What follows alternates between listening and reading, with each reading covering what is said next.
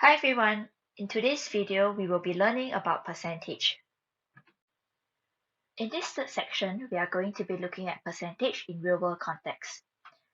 You will be learning how percentages are being used in real life, for example in the context of profit and loss, discount, goods and services tax, and commission.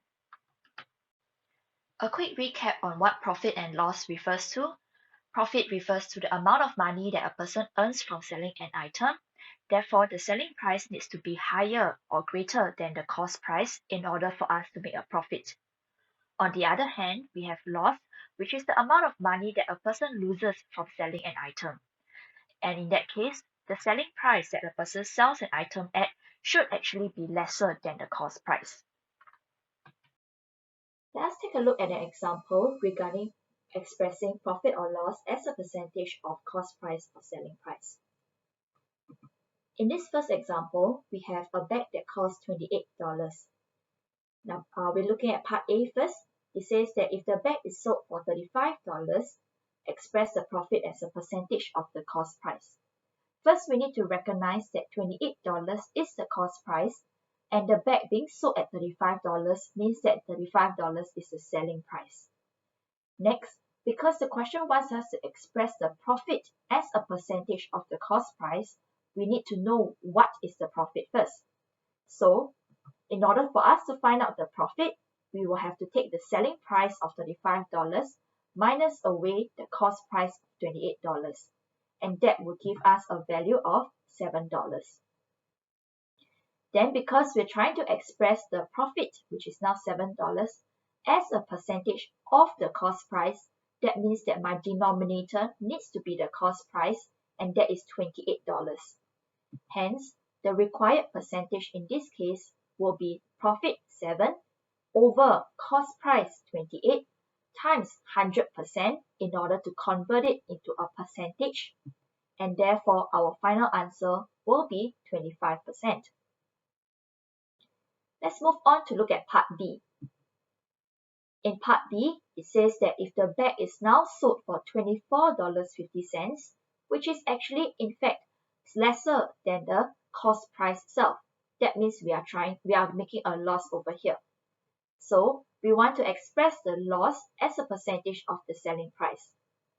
Similarly to part A, to find out the loss, we will take the cost price instead to minus away the selling price. So $28 minus away the selling price of $24.50 will give us a loss of $3.50.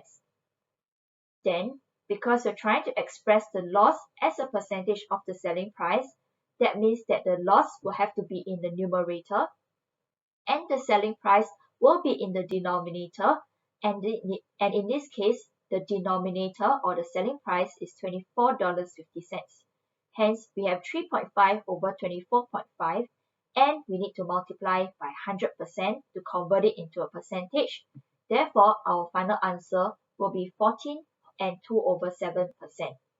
We should leave our answer to as exact as possible. Therefore, I'm writing my answer as a mixed number, 14 and 2 over 7, instead of calculating it to 3 significant figures. We now take a look at an example that wants us to find the cost price. In this question, we have a bookseller that gains 30% on the cost price by selling a book for $65. What does this statement actually mean?